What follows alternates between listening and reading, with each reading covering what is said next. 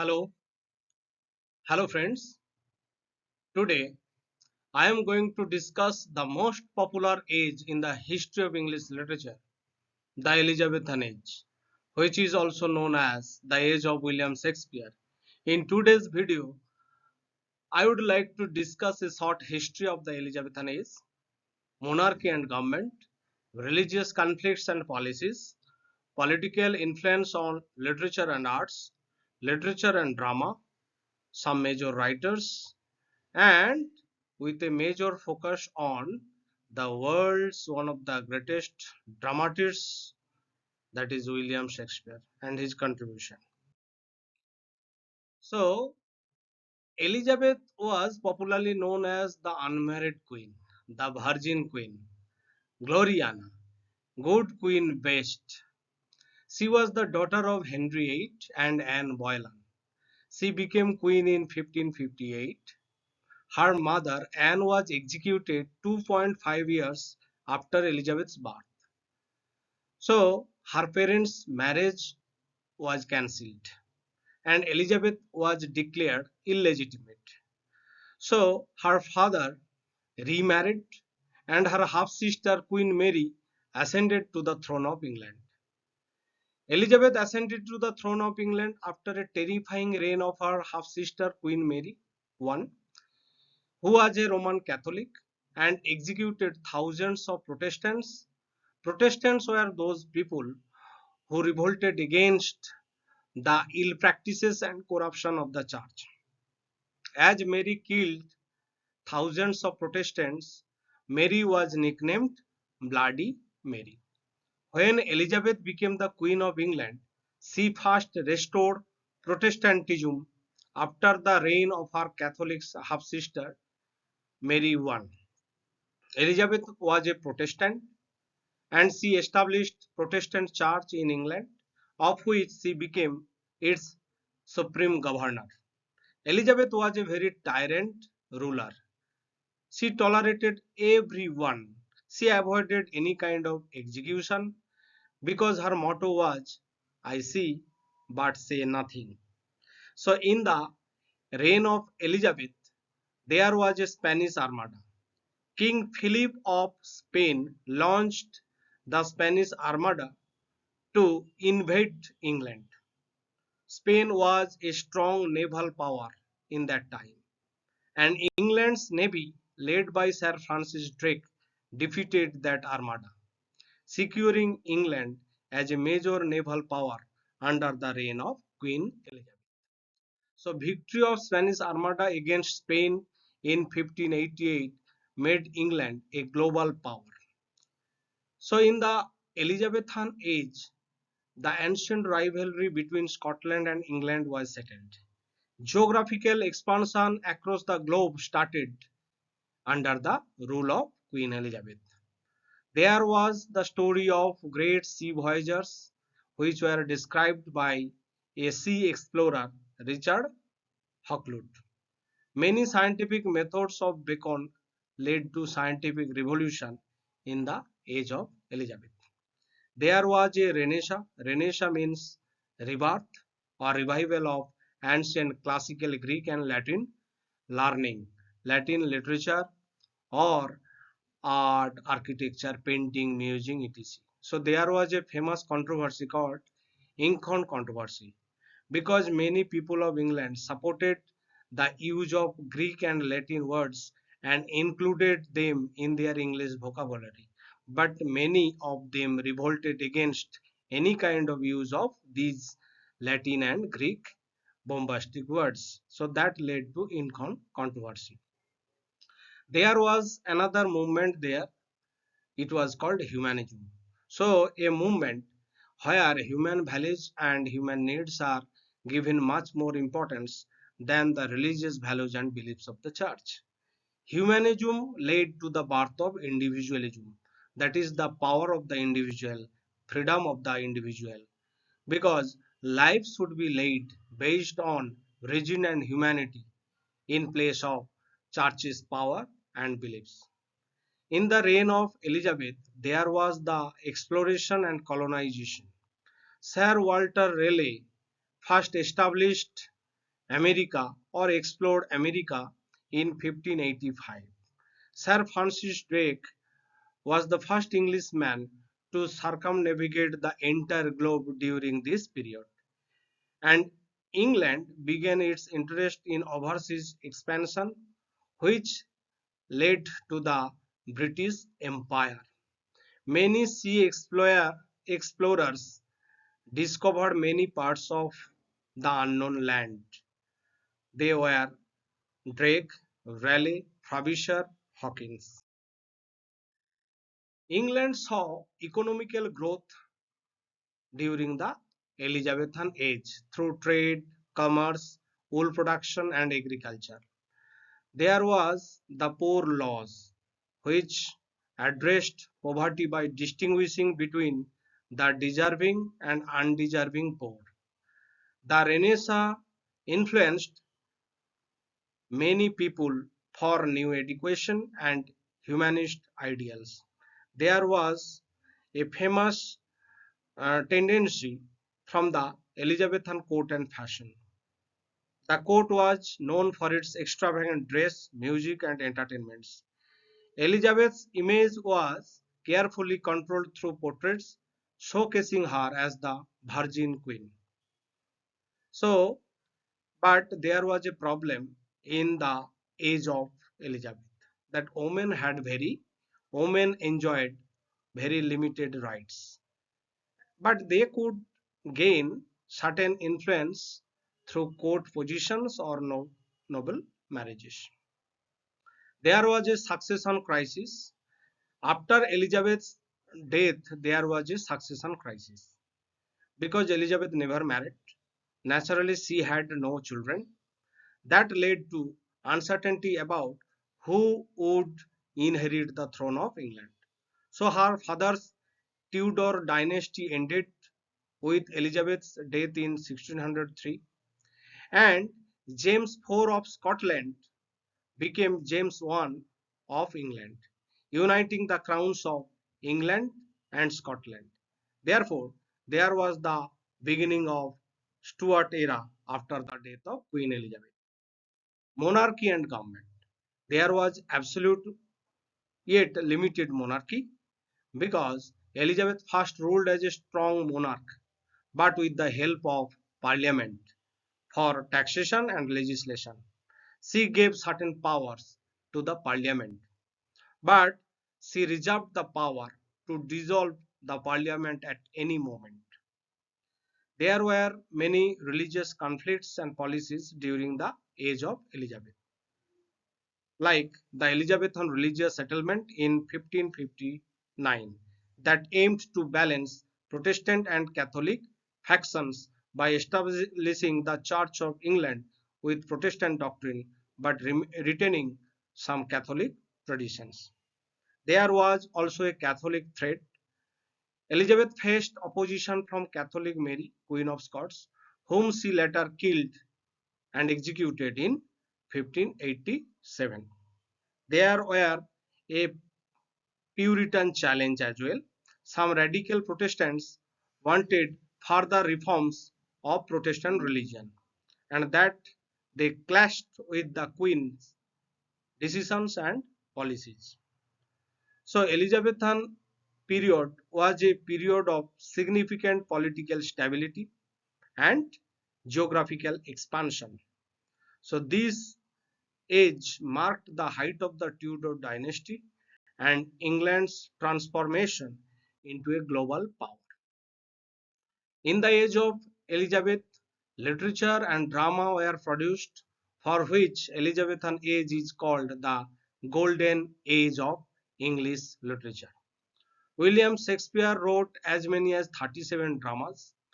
There were Christopher Marlowe, Ben Jonson, they were also influential dramatists. Globe Theatre became very popular and became the major center for drama performance.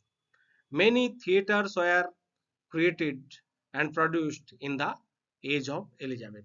The Curtain Theatre produced in 1577, the Rose Theatre produced in 1587, the Swan Theatre produced in 1595, and finally the most popular one was the Globe Theatre, built in 1599. Some of the major writers of the age of Elizabeth were William Shakespeare, who wrote 37 dramas, 154 sonnets, 2 long poems. Christopher Marlowe wrote 6 tragedies. Sir Philip Sidney wrote Arcadia, an apology for poetry, 108 sonnets collection. It's called Astrophel and Stella. Hmm. And he depicted his love, that is unfulfilled love, for his beloved, whom he loved very much, Lady Penelope de Virieux. And their love remained unfulfilled because Lady Penelope married to Lord Rich, and after her marriage she became Lady Rich. Therefore, in the sonnet collections, Sidney depicted his unfulfilled, unrequited love. Edmund Spenser was also a famous writer. He wrote the famous Fairy Queen, of which I have taken another slide for the detailed study of this book, The Fairy Queen. Spenser also wrote a sonnet collection. It is called Amoretti. It is a collection of 88 sonnets. It depicted, or all the sonnets depicted, Spenser's love for his beloved Elizabeth Boyle.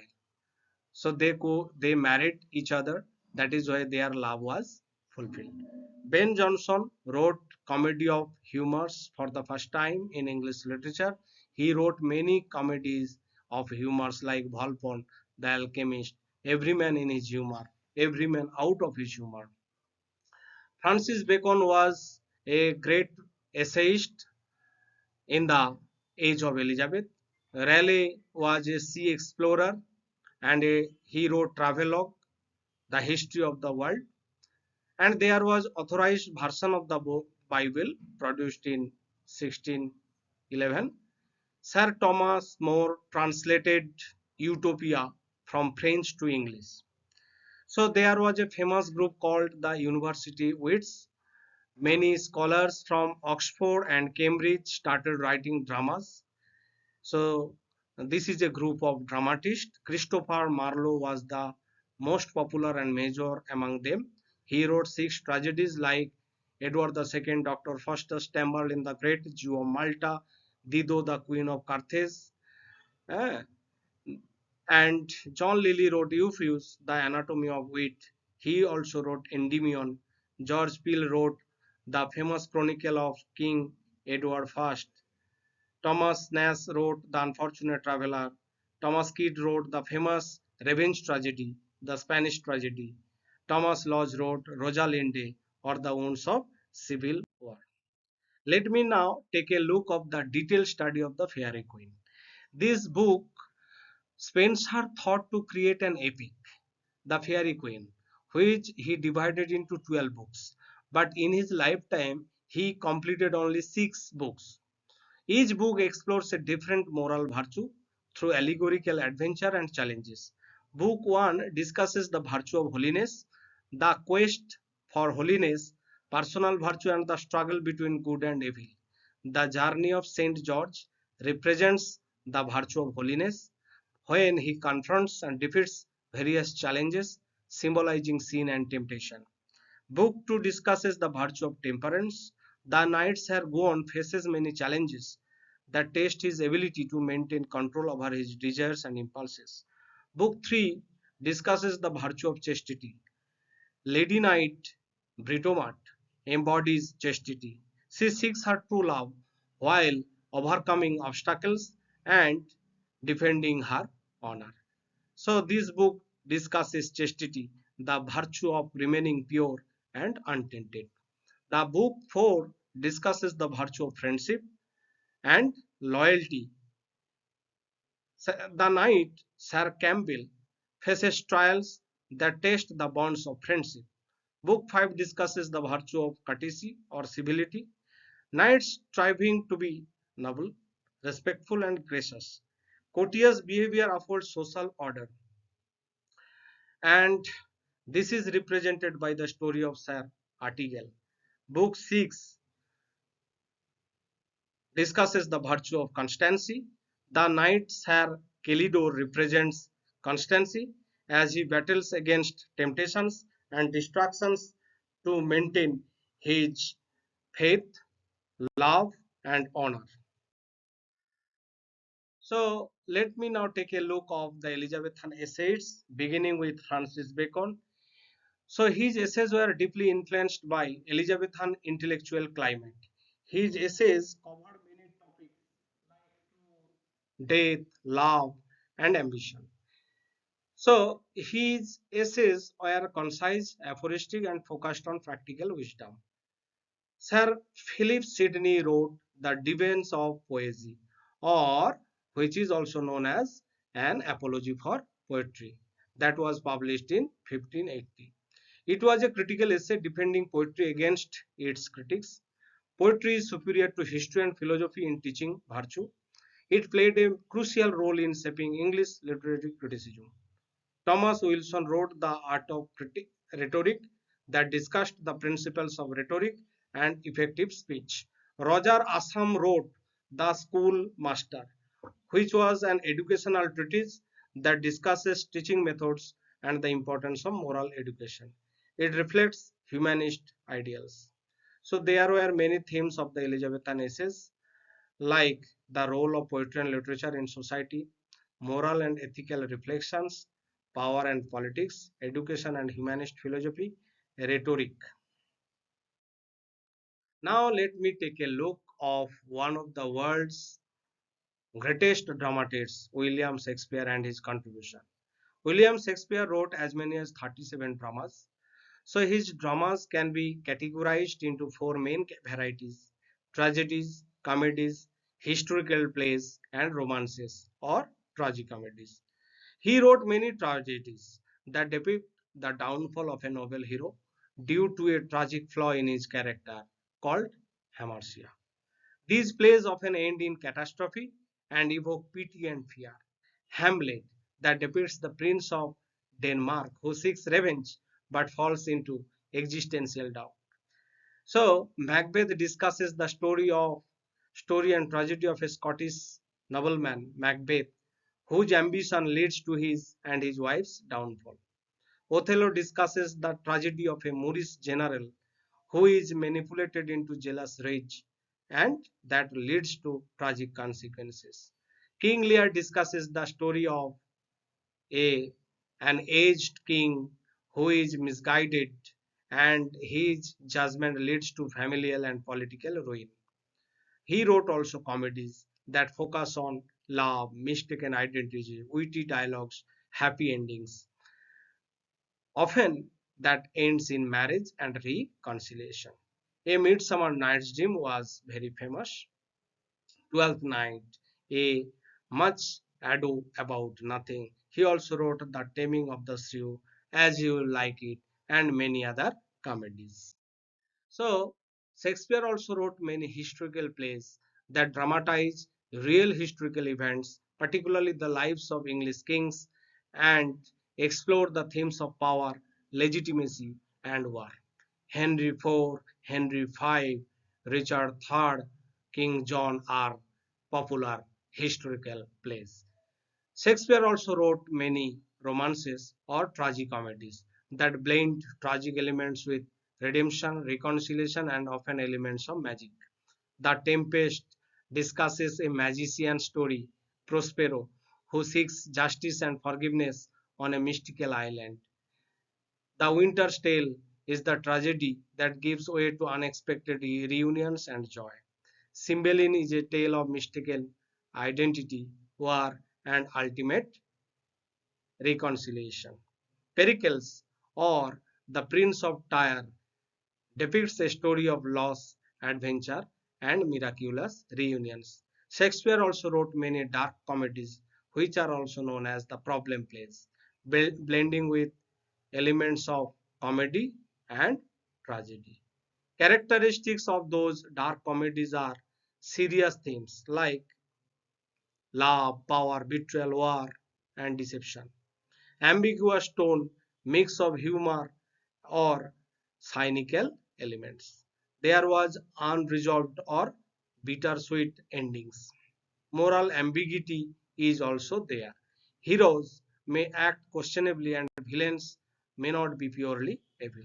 Some of the examples of problem plays are Major for Major, All's Well That Ends Well, Troilus and Cressida, The Merchant of Venice, which is sometimes considered as a dark comedy. So friends, this is all about today's video. Thank you friends for your patient watching. I hope you found this video helpful. If you found this video helpful, please do like and subscribe my channel so that I can come back with a new video. Till then, stay connected with Jana sir. Thank you, friends.